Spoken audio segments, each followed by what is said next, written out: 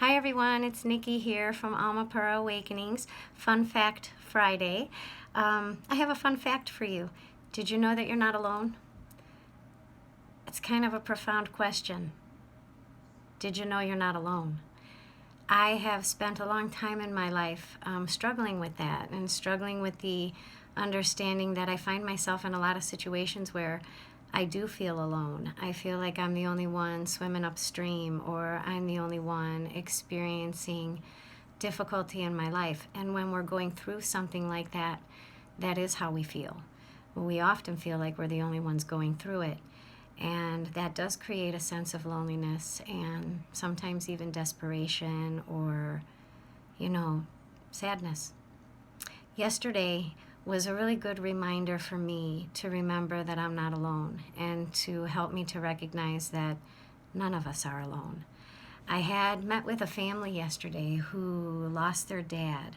I actually don't even know how recently they lost him, but their love for him is eternal. So if it was 15 years ago or if it was 5 minutes ago, they're still not physically present, and that does make us feel a sense of sadness and grief a lot. And so their family connected with me so I could go to their home and connect them to their family members in heaven. And they had a few visitors when I went yesterday, but of course their dad, named George, he was one of our main visitors yesterday. And so his wife was there with her two daughters, their two daughters.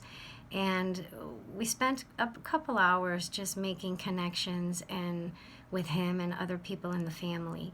But at some point of the session, one of them, I believe, asked me, like, what was it like for my dad, when he went to heaven. And there are a lot of people that I connect with that's often their question, like, what was that transition like? How did they feel when they got to heaven, or what was it like when they went there? And so, of course, that was a question that one of the daughter's sons, who's I think like 7 years old, had asked about his grandpa. And so during the session, I did ask George what his transition was like, and he showed me this vision of him, and he was like running down this hallway, and my interpretation of him walking down this hallway is that he was on his journey toward heaven, and my assumption also was that that was connected to his life or his illness. But when he showed me the vision, he began as a man, and right away, that was the beginning part of the vision. And then all of a sudden, he looked like he was like about 8 years old. And he started to walk down this hallway. And I knew that at the end of the hallway, the way he had conveyed it to me, was at the end of the hallway, there was a door. It was like if you're in one of those old bungalow homes and the hallway's a little bit long, and then the door to the back bedroom is like off in the back of the home. And so I watched him at the beginning of the hallway turn into this little boy, maybe 7, 8 years old, and he started walking down the hallway. And as he was walking down the hallway, he started to get older, like adolescence and teenage life, and when he got married, when his children were born, about his work. And I could see the course of his life as he was walking down this hallway. So again, he started younger, and as he was walking, first he started running like little kids, like really excited to be here on earth, and like they're playing and they're having a great time. And that's what he's showing me, like this enthusiasm for life. And then he grows up and he goes down a little less serious, a little less motivated. And as he continues to move forward, I can see his life progression and the joyfulness and the happiness and the like, just everything about it, every hardship, every failure, every joy, every success, every feeling, every thought, and how this earth experience affected him as he moved closer to the end of the hallway. I also saw when his illness took. I saw how it made his body appear in the vision. You know, he started walking as a strong man with children and a career and a life behind him that was just beautiful. And then he got sick, and I could see that as he was walking, he was getting lower.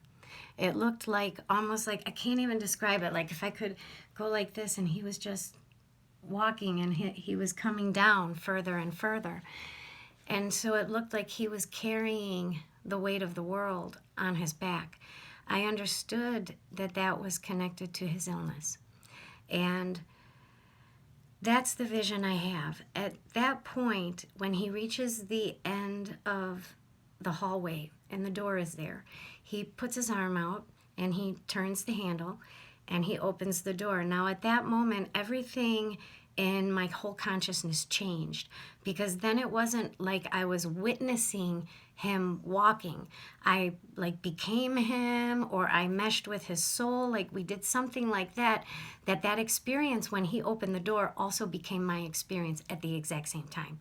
It kind of blew my mind, because in that experience I had an observance and a feeling and a knowing of everything about that moment.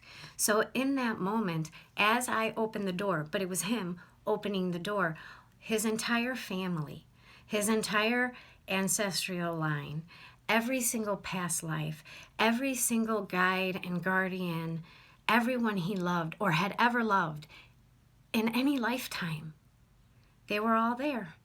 And when I opened the door, he opened the door, I could hear all of them rejoicing, and they were so excited, and he was coming and he was getting to heaven, and they were having, like, if you imagine like walking into a wedding reception, that's exactly what this sounded like. It was amazing. And so I could feel their joy and their welcoming to him. But just at that moment, as I opened the door, I was witness to something else at the same time. And so I had a dual perception of what I was witnessing over here and what the party was over here. And when I looked at this part, I saw Jesus. And what I had recognized at that point is that when George and I were at the back of the hallway, that we started to walk toward the door that was going to lead us to heaven.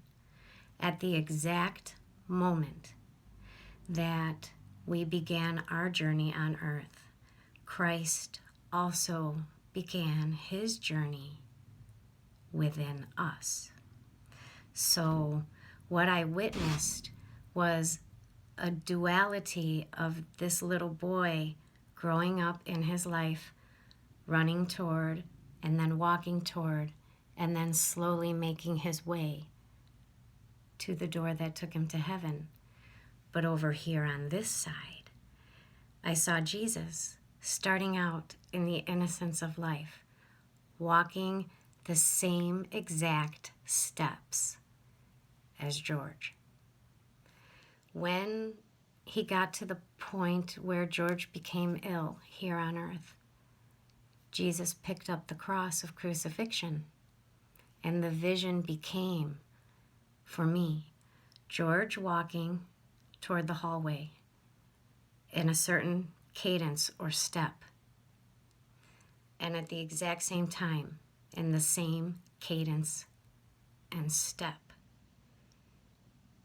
Jesus mirrored every single step. And at that moment, I recognized that I am not alone, that we are not alone, that Jesus walks every single step with us in our journey. We're told that, we know that, but when we're struggling and when we're suffering, we forget that. And my daughter and I are going to see Hillsong United on Monday, and she shared a song with me from them called Another in the Fire. And this experience I had with George, his wife, and his daughters reminded me of that, because there is a recognition when we get to heaven that when we do look back on our life, just like that poem shows, footprints in the sand, where Jesus carried the person through their journey. He is with us in every single battle. I encourage you to listen to that song from Hillsong United that is called Another in the Fire, because that is the most perfect description of what I was able to witness in George sharing his transition experience with me. When he recognized that, it was like this beautiful awakening. It was a beautiful remembrance of home. It was a beautiful remembrance of heaven. It was a beautiful remembrance that we are not alone. Our family is there with us. They are walking with us. They are part of our connection, and Jesus takes every step with us. Toward the end of the session, George's daughters and his wife were like, well, does he agree with some of the things and the decisions that we've made and the changes that we made? What was amazing is that George showed me a vision of his wife and his daughters walking in each of their footsteps, making decisions. And then he showed me the same vision that he showed me with Jesus walking next to him, how he, George, is walking next to his family in every decision. So not only do they have God with them, we have God with us, but we also have our family and our guides and our relatives and our loved ones that take every step with us, that never leave us alone. So don't forget that, because sometimes I forget. And so I'm just using today, Fun Fact Friday, to remind you of that you're not alone, ever. Thanks for watching Alma Pearl Awakenings Fun Fact Friday. Have a great day.